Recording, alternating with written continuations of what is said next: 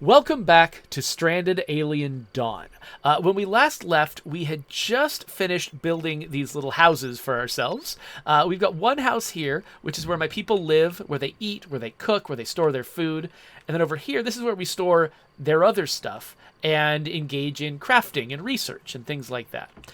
One thing we did have to do, though, was try to survive attacks by aggressive aliens. And that's a little bit easier to do if you actually build some defenses. So my goal this time around is to build some defenses, is to learn how. So when I say learn how, I've done this before in another game, so I don't need to learn how, but these people need to learn how. Now, they've already learned how to build fortifications.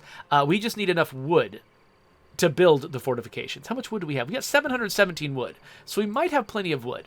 But the thing we're missing right now is research into what are they called? Flamethrowers. So flamethrowers are helpful because if you can bottleneck the attackers into a zone where they can be hit by a flamethrower, you don't necessarily have to fight them yourself. You can you can let the flamethrowers take care of them. The problem is, in order to maintain flamethrowers, you have to have liquid fuel. And I'm not sure. So I've got some. I've got 298 liquid fuel, which is a lot. But I'm nervous about investing in flamethrowers until we have a steady source of fuel that we know we can depend on. So, what I'm going to start with, before we start building our defenses, is hunting these creatures. In fact, let me just grab an order to hunt and just drag it across all of them. So we're going to hunt these, what are they called again? Ulfin. So we're going to hunt these Ulfin. Ember, our hunter, is going to go out here and hunt the Ulfin. They don't attack as often as some other creatures, but they do sometimes attack. So, hopefully... Yep, here we go. They're attacking. If they hurt Ember, then Ember will start running away. Oh, she's running away. Oh, no. Okay, hold on. I guess that could have gone better. You know what? Let's just draft everybody, including Ember. Let's fight these guys. The reason that I'm doing this is because we need animal fat. And the way you get animal fat is you get any animal. So some animals give you red meat when you kill them, like these Ulfin give you red meat when you kill them. Other ones give you insect meat. And so you have to be kind of careful, make sure that you're actually hunting the right creatures in order to get the resources that you need. Okay, looks like these guys are running away now.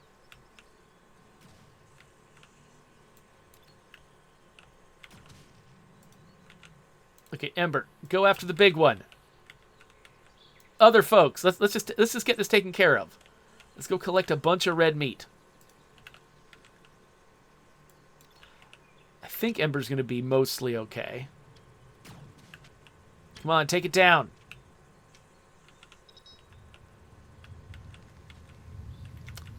Anyway, so once we get the red meat, we can process it into animal fat. And then animal fat, in turn, can be processed into fuel. And so this game has got a lot of that. It's got a lot of resources that sort of chain into other resources. And actually, there's multiple relationships like that. There are multiple different things that you can turn into fuel. Multiple different things you can turn fuel into. And so it's really just which things are easy for you to find around your local area, and then which technologies you develop in order to do that stuff. So, okay, so let's undraft her. Let's butcher this Ulfin. How'd the others do? Fighting the babies. Oh, look, they got the babies. Okay, why don't you butcher that baby Ulfin? And then Kana, once you're done with this Ulfin, we'll get you to butcher it too. We'll get a bunch of red meat at home, so we've got something to work with when it comes to making fuel. Take your time, Kana. So Ember is slowly limping home. Hopefully nothing really bad happens before she gets better. Come on, just one more shot. Yes! Okay, let's undraft you. Let's butcher the Ulfin. Oh, wait, is this one mad? No, he's just walking around. Okay, cool. Anyway, let's speed time back up again. I'm sure those people will all be fine. So let's also, while we're at it, again, just to be extra prepared, let's chop down a bunch of trees to get more wood for ourselves, because our defenses that we build are going to take a lot of wood. So I'm going to want to build like a stockade basically around this area. So eventually we're going to be salvaging this spaceship. The spaceship will go away. I want to make sure that I've got room to build more stuff than I currently have.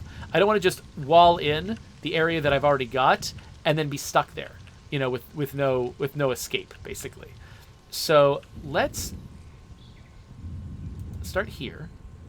Build a nice little wall. Let's try to avoid the bushes if we can. And again, one thing I really like doing when I'm building a colony like this, I really like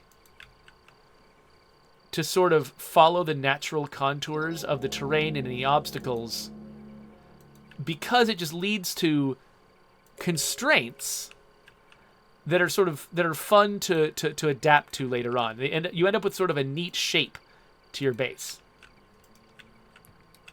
Okay, so to build this, I need 543 more wood than I currently have. So we're definitely going to be chopping some trees down to make this happen. It looks like we're also going to be losing these bushes, so I should probably tell folks... Yes, I know all about electric grids. I know all about electric grids. I'm not doing them yet, though. Let's harvest these fruit bushes. And then before anyone builds any of this stuff, we should actually put a gate. Put multiple gates in here. So, okay, so we kind of want them to be able to leave this place from multiple sides. And they're also going to want to have room to build other defenses around them. So big kind of wide open area. So let's stick one there. And then let's stick another gate on this end. And this means once they finish building this... Oh, wait, I built the gates going in two different directions. Does that matter? I'm not sure. I'm gonna make them the same. I don't know if there's a good way or a bad way, but I'm gonna make them the same. Okay, so we've got two gates. And actually, while I'm at it, no, I'm gonna build 4 gates, even though... So you want to usually...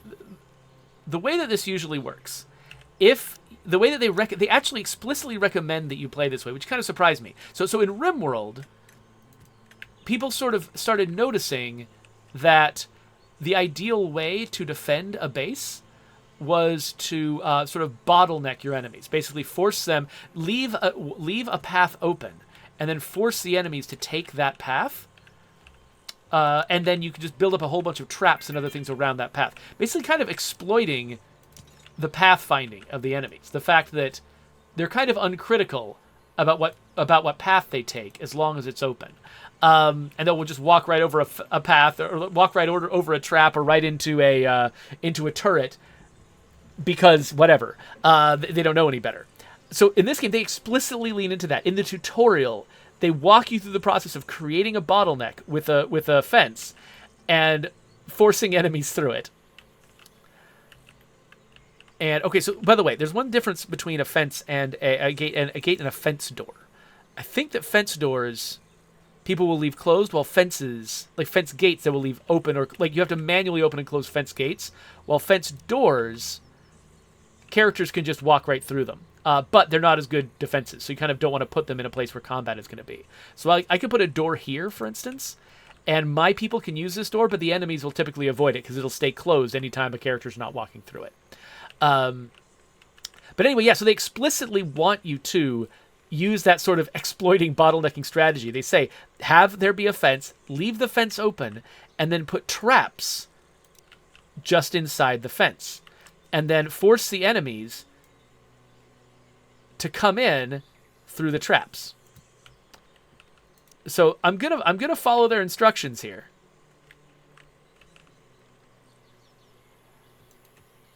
And just basically build traps at each of my sort of open gates here. And it looks like, okay, yeah, we've used most of our wood, and so they've built a lot of these defenses, but they're going to have to go get more wood before they can do any more.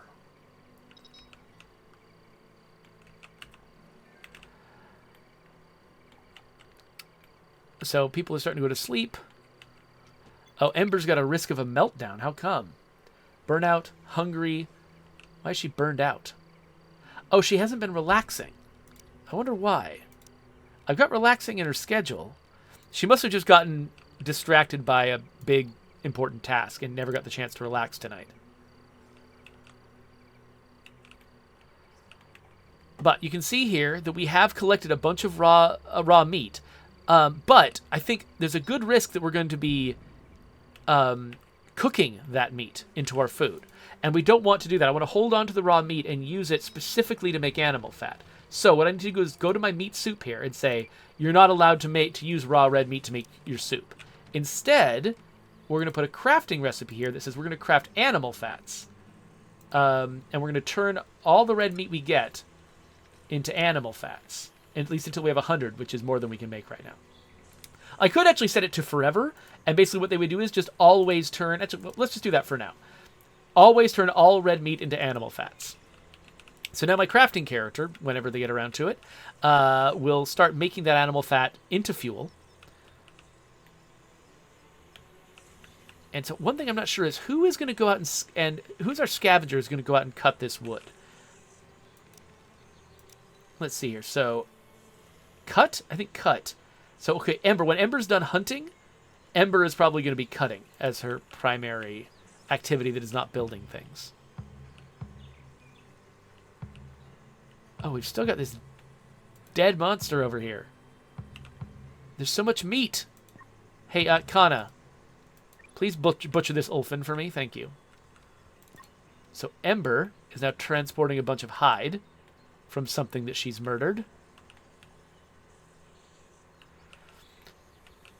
And now I'm not going to give him any more new hunting. Oh, wait. Insufficient storage for what? Oh, for berries. We have collected so many freaking berries. Okay, you know, we've got a bunch of... I deliberately was trying to make this not the place where we store berries. Okay, I'm trying to select this. But whatever. For right now, we can store berries here. So trying to select one specific thing can sometimes be pretty rough.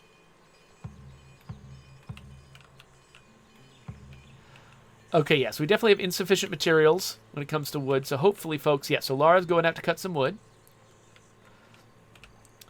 But one thing, okay, I really do want somebody, who was it? Who is my crafter? Was it Kana? I think Kana might be my crafter. Where's she headed? Constructing fortification. Oh, she's grabbing wood to construct a fortification. Actually, Kana, I would like you to render some animal fat, actually. Oh, whoa, we just... Nice! We just... Kana, never mind. Come here. Slaughter this beast. So, an Ulfin accidentally wandered onto our traps and knocked itself out. That's amazing. Okay, so yeah. So, Kana, come back. Slaughter the Ulfin. Harvest its meat. And it's sitting here bleeding. It'll probably die on its own. So, yeah. We'll butcher it. Take its meat, and then we'll go make animal fat in the morning. I think it's nighttime, isn't it? So we should probably get some sleep.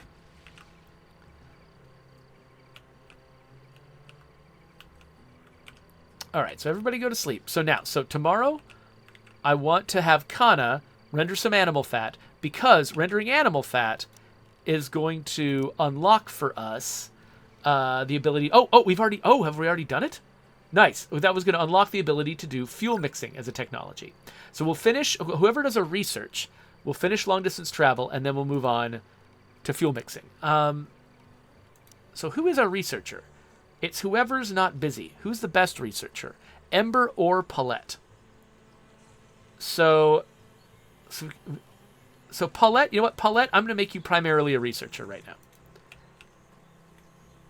So everybody else can go... Wait, Paulette, what are you? Why are you getting meat for animal fat? I wanted Kana to make the animal fat. Kana will make the animal fat. Paulette. Is Paulette my cook? She might be my cook. So yeah, probably good for her to stay on top of the food. But then when she's not cooking, she can research. Actually, you know, pairing up cooking and research is actually pretty good, because cooking is something that has to be done every day, but then you run out of it. You only have to do a certain amount each day to feed your people.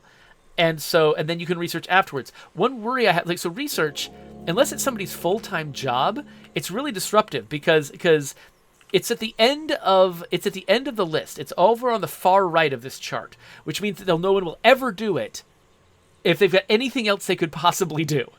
And so in order to make somebody actually research regularly, you have to bump it up in priority. But then when you bump it up in priority, they do it instead of everything else, and it's the only thing they do. And so pairing it with one specific activity that can't be done all the time makes a lot of sense. You'd have somebody who, they cook in the morning, get all their cooking needs satisfied, and then they research. Okay, so now we have actually completed 2 research projects. We completed long distance travel and the fuel mixing.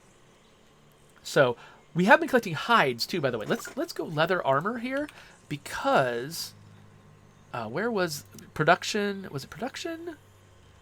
How do we... Oh, I've already got a drying rack. It's right here. Okay, cool.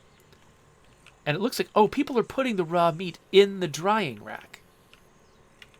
Can they take it out again if they need it? Because, yeah, I think I don't want them to use this for raw red meat. I want them to use it to make fuel out of the meat. So we'll just have them store animal hides here. So you can see they store animal hides here. And so the hides are slowly turning into leather. Ooh, a signal rocket. Wow. We'll look at that in a second. So this is slowly turning into leather. And once it's leather, we'll be able to turn leather into armor for our characters. Because right now, I don't think any of them have any armor. Oh, no. Ember has got a little bit of armor that she scavenged, but nobody else has armor. And people's clothes are actually starting to wear out. So it'll be good to get some.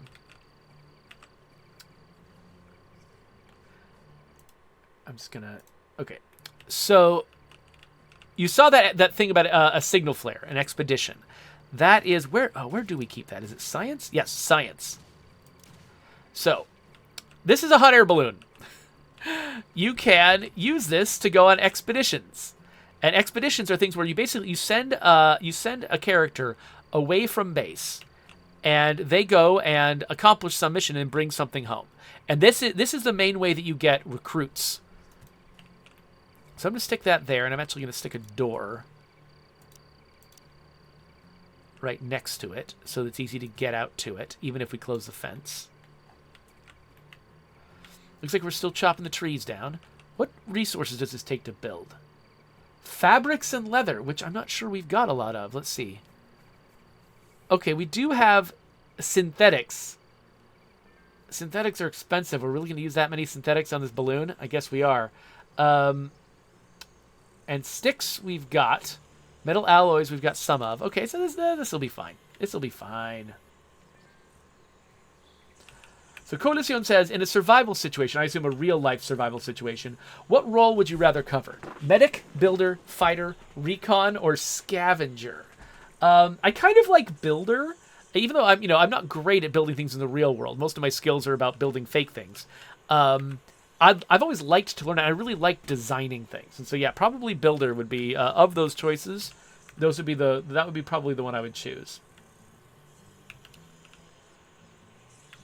All right, so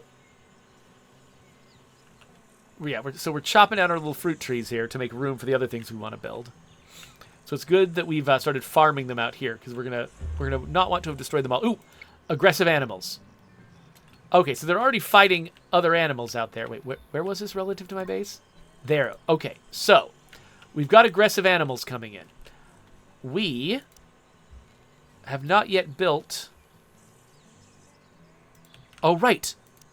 That's right. That was the research project I was saying we were missing. It was the flamethrower.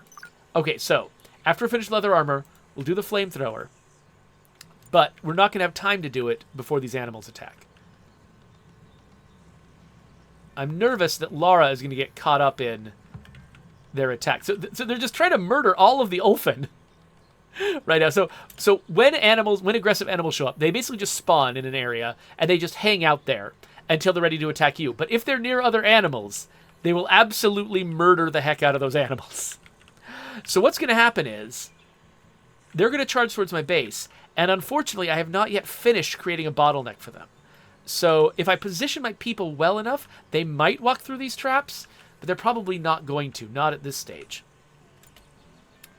One thing I can set up, though, as part of my plan, which will not be ready in time, is these tower defenses. These are spots where you can install a person, basically, to stand up here in relative safety from the monsters. And they can just shoot down on them. And cause damage for a significant amount of time before the animals can get after them. So put that there. Oops, lost track of it. So I'm going to put a couple of these by every fence. But again, this is not going to work for this attack. This attack is going to happen before I have time to build any of that stuff. So let's just make sure we notice as soon as these animals actually attack. Oh good, one of them just got killed while fighting herbivores. Right there, this guy. Don't butcher him yet, but butcher him eventually. Oh, okay, animal attack. It's happening. So, everybody, let's all get drafted, and let's stand right behind these traps, hoping that when the enemy shows up, they'll walk through the traps, and the traps will hold them back from insta-ganking all of my characters.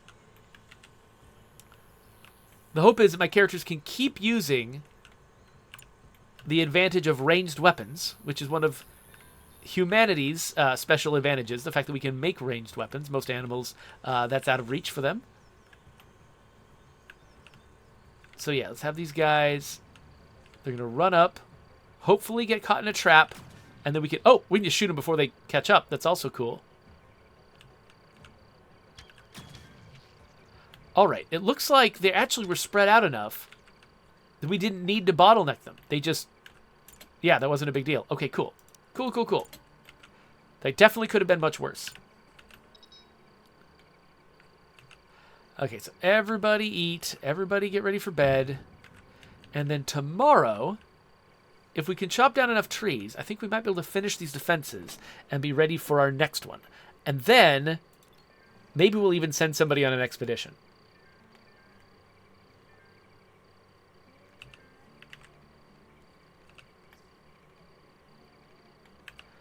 So SXO says, I found this game so interesting, but the Royal Court DLC is coming out on May 17th. Royal Court DLC, is that a RimWorld thing? That sounds like a RimWorld thing to me, but I'm not sure if that's what you're talking about.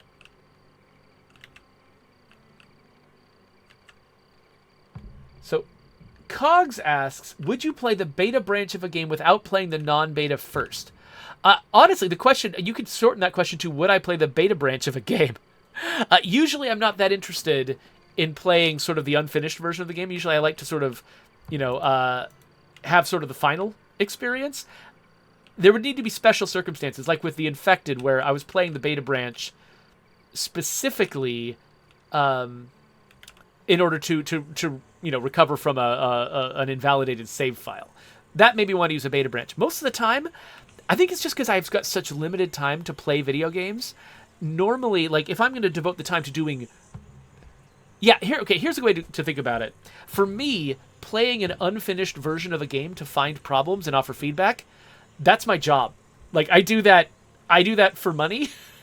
And I get tired of it after a lot of it. Over the course of a long period of time. And so I think that I've got an aversion to doing that for fun in my spare time because it's what I do all day. And so, yeah, so if somebody has a beta branch of a game, they're like, hey, play the unfinished version of the game, try out the new features, give us feedback. I'm like, I hope someone does that. But I do enough of that all the time. I don't need to do that for fun. I'm going to do that for work. Oh, no, SXO says, right, Crusader Kings 3, the Royal Court DLC. Right. I have seen ads for that. I've just forgotten what it was. Yeah, RimWorld does have, a Royal Court. And so that's what made me think of it, because this game is so close to RimWorld. But, yeah, so I played a ton of Crusader Kings 3 when it first came out. And then I sort of dropped off, started playing other things. And I've had the hardest time coming back to it, mostly just because it's so big and ambitious. It's like it takes a lot of emotional energy for me to sort of decide to devote myself to playing a game like that and getting into all of the little details again. But I do love that game. I think that game is really, really cool. I did a series, I think, of videos on it a long time ago when it first came out.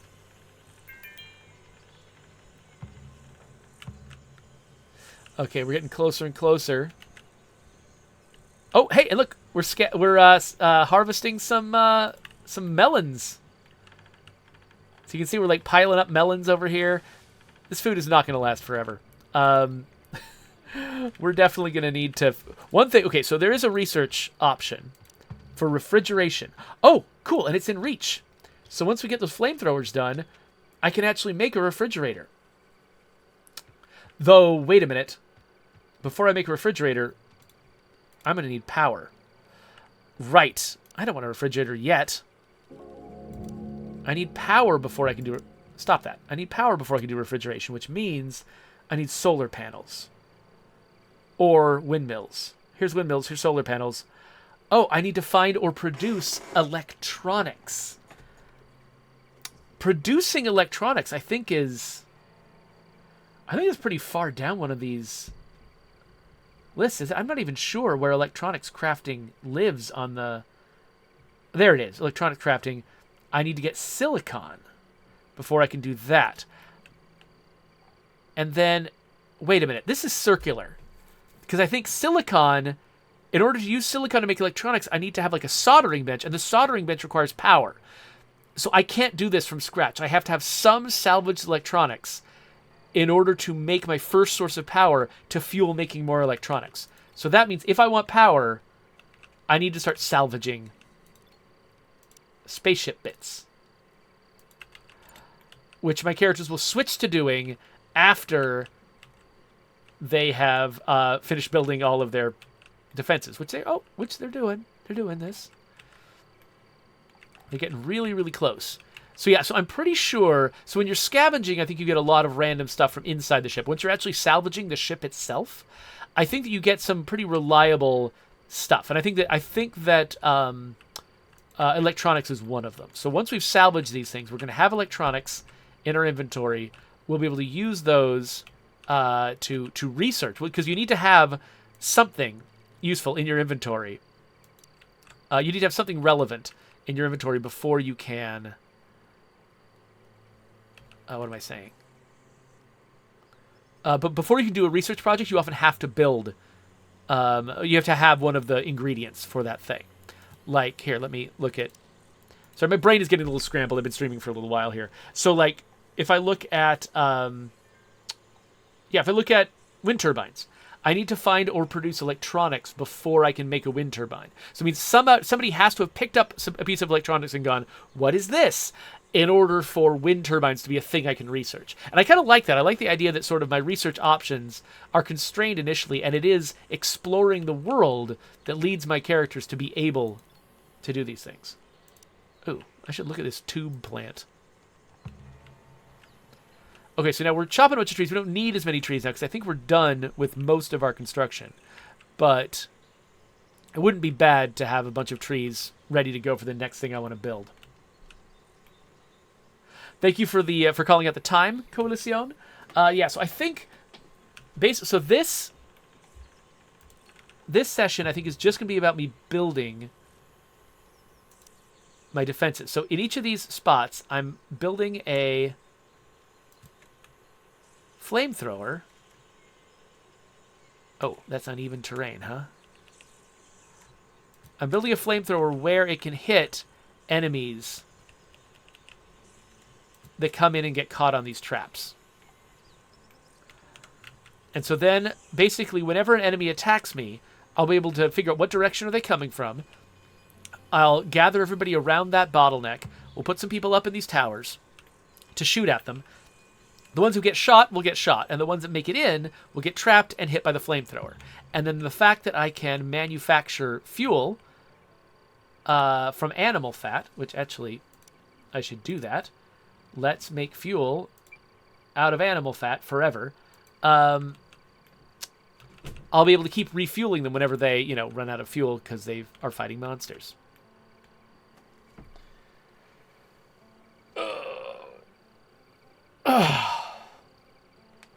So SXO says that Crusader Kings 3 is actually running great for them on console. So yeah, so that definitely strikes me as the kind of game that you would initially think of as being purely a PC game. And so that's kind of neat, actually, that you're having a good time playing it on console. Maybe I can get back into it by trying it out on console for the first time. So by the way, I'm scavenging these here because they give you silicon, and silicon is not only an important ingredient for making electronics, it's the thing that unlocks the research for making electronics.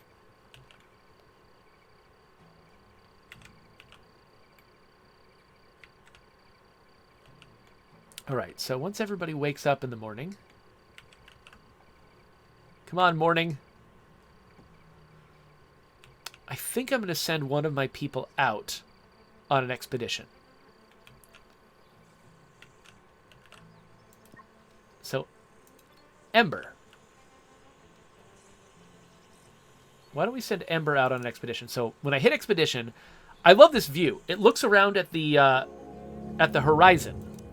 And there's only one thing on the horizon right now, but you can have multiple destinations out on the horizon, and it actually just shows the horizon from your starting point. And I really like that. It's like, I'm going to go this way, I'm going to go that way. It just feels like it grounds it.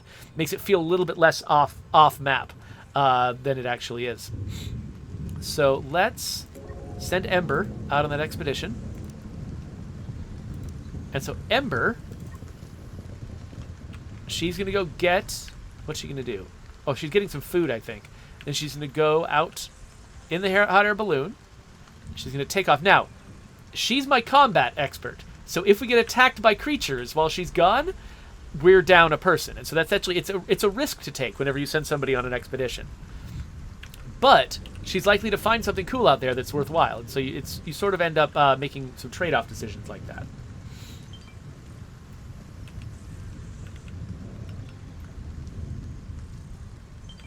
So DJ Tango asks, how often are there attacks in the game? Oh, wait, let's do this expedition. I see an old crash site with what looks like a huge chunk of an engine. One visit won't be enough to scavenge it all, so I'll mark this location for future expeditions. Okay, great. So she's going to do one little dose at that location, and then she can go back later to get more stuff. So she scavenged some...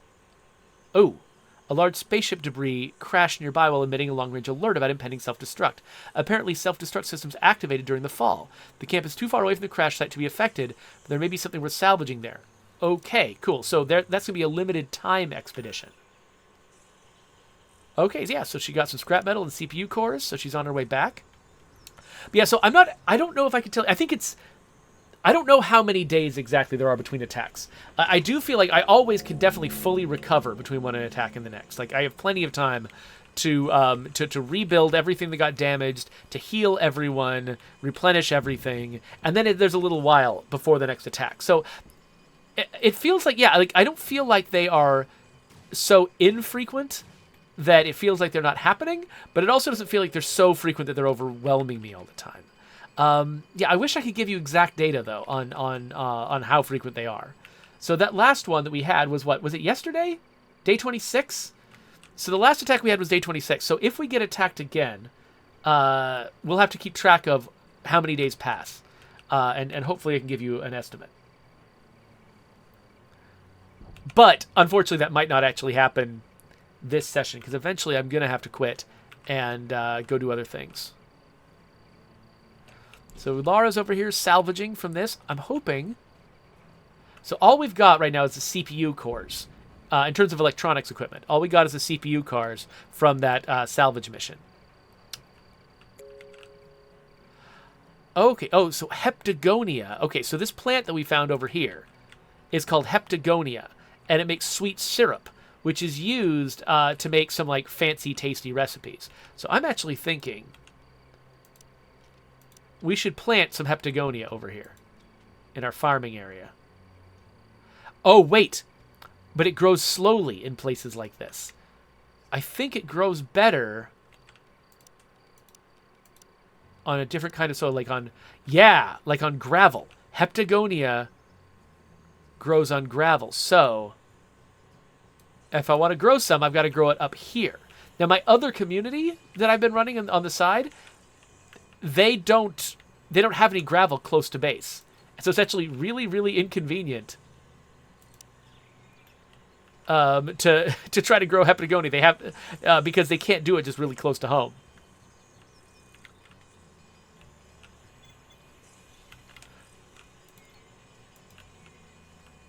But this group can do it. They've got a good spot, so that's nice. I'm wondering what other... Oh, yeah, and I can also grow some silicon leaf. So let's do that, just to make sure we've got a steady resource for that. Oh, we scavenged some power cells. That's another piece of electronics equipment that we've got. Power cells are used to make weapons. So eventually I can start, once I learn how to craft fancy weapons, I can use that for it. Let's take a risk and send... Oh, only 1 day to get that self-destruct alert. Yes. Let's definitely send Ember out there to try to grab that before it self-destructs. There might be something cool there. So Ember's going to head out, and hopefully we can get there in enough time to intercept that alert before it becomes a problem. Good. Okay, so we found some electronics. Awesome. Awesome. So, so we can now... Where is it? There it is. Solar panels. So we can research solar panels. We can research energy storage. We can research wind turbines. Apparently not in that order. Hold on. I did it wrong. Okay, so let's do energy storage and wind turbines. And diesel generators. Why not? Let's just research a whole bunch of power stuff so that probably next session we can build up our power system. We got 8 electronics. That's actually pretty good. However, some of our characters are complaining about old equipment. So, yeah, Laura, her jacket and her shoes are wearing out. We need to make some new clothes. So what do we have in terms of textiles? Okay, we've got a lot of leather that we've made from those dried dealies. So we can, at the very least, craft a leather vest. In fact, whoa, at the crash site. The entire area is littered with items from a ship's weaponry deck. The place is seemingly calm. We can get a single object. So, a Spec Ops pistol, a pulse rifle, a sniper rifle, armor, or whatever weapons you can find. Okay, so, the pistol is what Ember's already got. Having another one of those would be great. They're just nice, good, middle-of-the-road, high-tech weapons. Pulse rifle does less damage, but it can actually stun an entire cone's worth of... It's got a cone-shaped, like, shotgun blast, and it stuns enemies in that blast. Having one of those in your defenses is great. A sniper rifle fires slowly but does a lot of damage, and it's good against, like, slow-moving large enemies that are coming towards you from afar. So I'm going to grab the pulse rifle. I think that's the first one I want to get. So that'll be nice. It'll be nice to have one of those. Did that thing just die of natural causes? No, it's just sleeping. Okay. So wait, what was I doing when I got distracted by that? I completely forgot.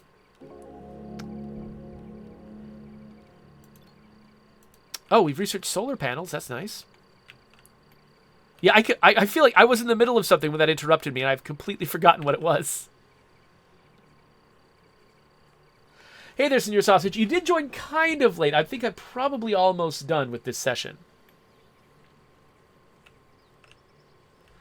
But we'll see how it goes. Okay, so she's going to come back with her fancy new gun. It's day 29 now, so it's been 3 days since our last animal attack. It would be nice if I could just make another animal attack happen.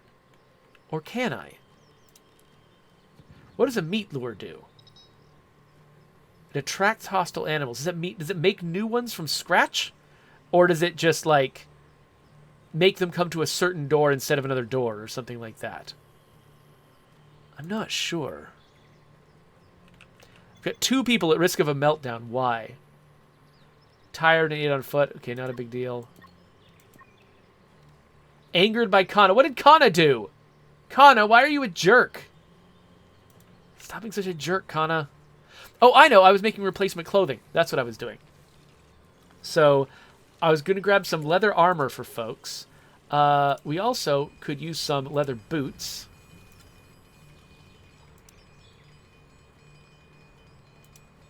And it probably wouldn't be bad Yeah, to make some leggings as well. So, okay. So right now, so here's one problem. So crafting, I believe that crafting on the activities list. Oh no, tailor and craft are different. Okay, cool. So I'm thinking that our character with the best crafting skill should become primarily a tailor at the moment. So Kana should spend her efforts tailoring to make people new outfits because their equipment is getting bad.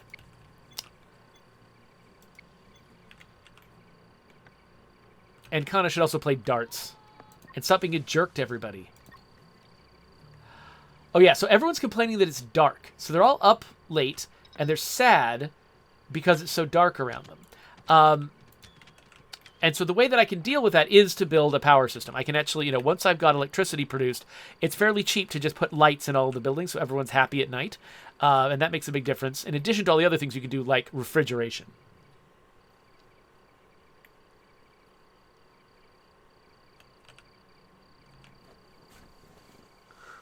So La Coalición is suggesting that because this game was made by the creators of Tropico, that maybe the solution to characters who are unhappy is to just execute them. I realize that works in Tropico. I don't think it makes sense in this game. Every single person is precious in this game. All right. It's almost morning time. Notice, by the way, it's getting cold. So right now it's fall.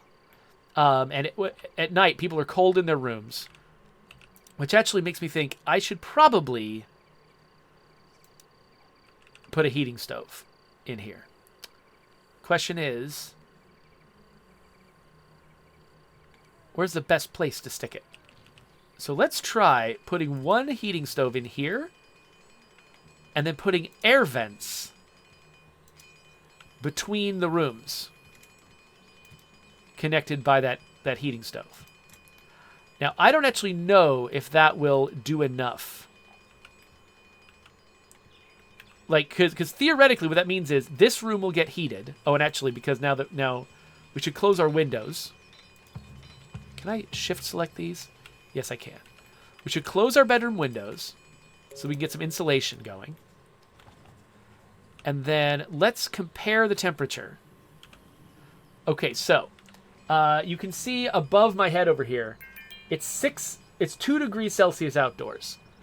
It's 16 indoors in the room with the furnace. It's 7 or 8 in the rooms next door. So it's not as warm in these rooms as it is in this one, but it did make a difference. So maybe it would make sense for me to do a similar thing. Put a vent here. And this guy there. And then also put a vent. I don't want to put a vent right next to the door. That just feels treacherous to me for some reason. Like just something is going to go wrong if I do that. So I'll put a vent there. And then I'll put a stove in here. So this is going to be expensive in terms of fuel, but I think that'll keep this entire area warm enough that people are going to be fine. Okay, so we've researched most... Oh, okay, aggressive animals. We got it. So DJ Tango, we've got... it's day 30, and so I think the previous attack was day 25 or 26. I'm not dead certain, but it looks like attacks probably happen every 4 or 5 days. So there you go. There's your data. So now that we've actually built up our defenses, okay, the animals are going to come from this direction, which means this is probably where they're going to land. So let's let time pass. I don't think I've got anything that's going to take anybody super far away from base. So let's not send anybody on any expeditions, because we want everybody at home. And let's fight off one last animal attack before we wrap up this session. And then our next session in this game will probably be about building up our power system, getting refrigeration going, that sort of thing. So we just got to wait. So I'm not sure exactly how much time. Oh, now it's day 31. So it's definitely at least 5 days since the last attack. And I'm not sure. I'm assuming that this attack when it actually becomes an attack, is going to happen sometime in day 31. Oh, we just got more electronics. That will be very helpful when we're building up our power system. Okay, animal attack, yes. So they arrived on day 30. They attacked on day 31. So I'd say about 5 days between animal attacks, at least if this is a trend. I don't know how random it is. It could be that it's really consistently every 5 days. It could also be that it's 3 to 9 days, and 5 just happens to be one of the options in between. Who knows? But, okay, everybody's asleep. Nobody's busy. Let's run everybody up here. So, let's have Paulette and Lara go up here. Kana, do we have any leather jackets? We do have a leather vest for you to wear. So let's have Kana change her clothes. And then Ember will wait here.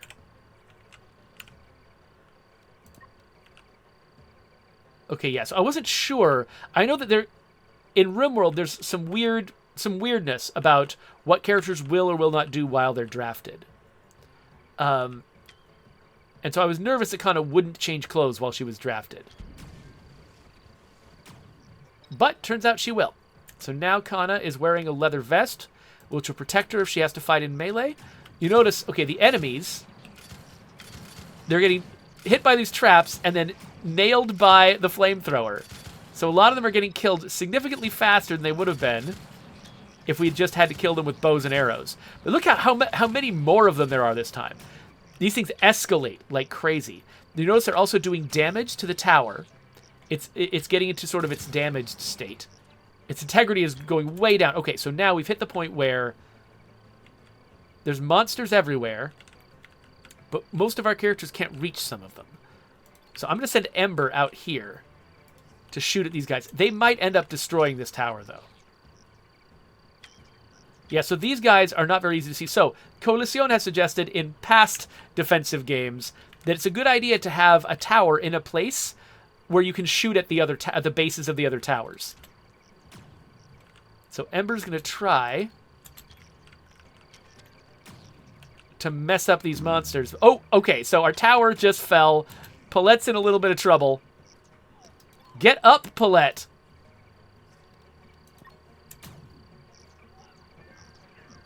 Oh no, Lara! Okay, this attack was a little worse than I was expecting it to be. Here, let's go and attack this monster in particular. Okay, Paulette is at least getting her... I wish I could hide the messed up towers. Okay, was that everybody? Okay, undraft everyone. Lara and Paulette are damaged. Paulette is the one in the most need of medical attention.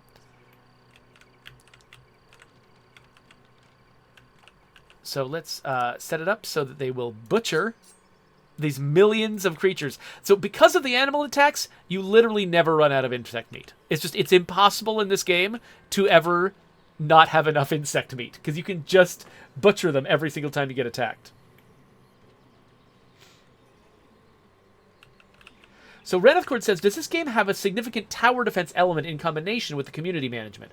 Or is that just what it seems like at this stage? So I would say it's got about the same level of tower defense element as RimWorld. So in RimWorld, you can absolutely play the raids like it's a tower defense game. You can set up elaborate routes, forcing enemies down paths that expose them to a lot of danger before they can get to you. That is absolutely a strategy that you can use in this game.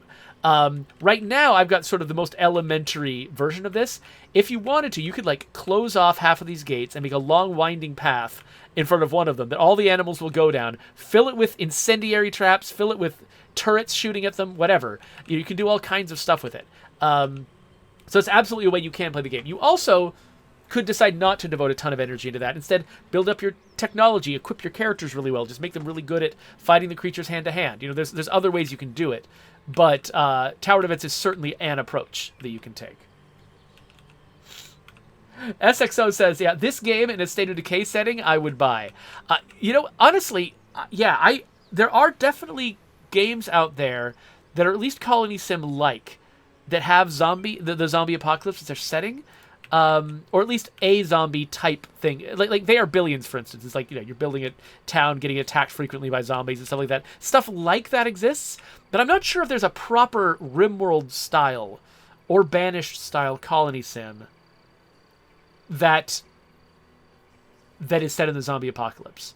I would absolutely be into that too, if such a thing existed. And maybe it does, and I'm just not thinking of it or haven't heard of it. But you're right. I would love to play a game like that. So we've got a shooting star, which unlocks a new expedition. But it's getting late. Oh, whatever. That's fine. Let's schedule another expedition to go after this shooting star. Let's send Ember after it. So she's sleeping now, but once she wakes up, she'll go. And then everybody else, I'm hoping, will eventually repair our defenses. I think they're spending all their time butchering the animals, and so they're not repairing the defenses. But they'll get there eventually. Let's just stick around one more day to just make sure that everything is in a good spot. And then we'll quit for the day, and then next time we come back, we'll build some electrical systems for these people and make it a little less dark at night for them. Okay, so Ranithcord says that actually he considers Survivalist Invisible Strain, which is a game that he's been streaming quite a bit, that game might... actually, have you been streaming it or just making YouTube videos of it? I don't know. I just see your YouTube videos. I don't pay that much attention to whether people stream things. But yeah, so he's been playing that game and posting YouTube videos about it. So he says that game is that kind... It does fit into that niche. So that actually does make me want to check it out a little bit more than I did before. The heck is that? A red-feathered bird. Oh, it's a buzzard. Cogs asked, does anything attack the balloon? So I don't think anything attacks the balloon specifically, like we're here to attack the balloon. I think that there are enemies... just basically anything in your base could be attacked by the enemies. I think that if something feels like it's in the way, they'll go after it. I think that the enemies are mostly motivated to attack you. And so if you're behind something, they'll attack it to get to you. So I guess at least with the enemies that I've experienced so far. Oh, I love that scavengers come and start eating these things. You have to chase them off. Oh, it's so great. That's something that I don't remember seeing that much of in RimWorld, but it's such a cool, neat thing. You'll see scavenger birds like arrive near a body, approach it so slowly and carefully, just like they would do in real life to avoid getting hit by a predator. And then if you get close, they disappear. Okay, so we got a crate of some kind that contained a bunch of is this what we've got? Oh, we've got no queued research? What? We need to queue some research. Let's queue some what? Heat pumping might be good for next summer. Musical instruments. Okay, let's do musical instruments, definitely. Improved solar cells might be not bad. Oh, so check this out. Fuel fermentation. So this lets you turn insect meat into fuel. So remember, I've been turning animal fat into fuel, and I just picked a certain type of animal. When we kill this animal and bring its meat home, we turn it into our fuel. That's the strategy this base has. You could decide that actually you're going to use insect meat for fuel and the raw red meat for food. And that would work just as well. And so, but it just kind of depends on which technologies you get. So you have this potential, which I really like, for each of your each of the bases that you build, each of the colonies that you build, could have their own solutions to the same problems. And so that makes each playthrough potentially different, which is, I think, a big advantage to a game like this.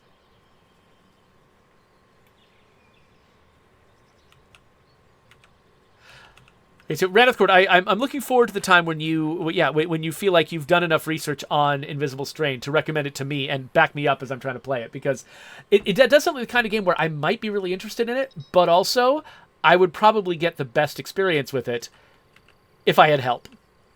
Okay, so here's the problem. Why they're not... Because I basically told Kana to spend all of her time tailoring and Paulette to spend all of her time researching, they're not fixing the defenses. So... And I'm not sure. Is constructing the same as repairing? I'm not sure. But let's say Kana should construct first before she tailors. So, hey, Kana, come here. Repair that wooden tower. So I do want Kana primarily to be tailoring most of the time until she's fixed everybody's clothes. But usually construction is a bigger emergency than that. So what has she been working on over here? Oh, she's making another leather vest. Got it. So somebody else is going to get to be armored in combat.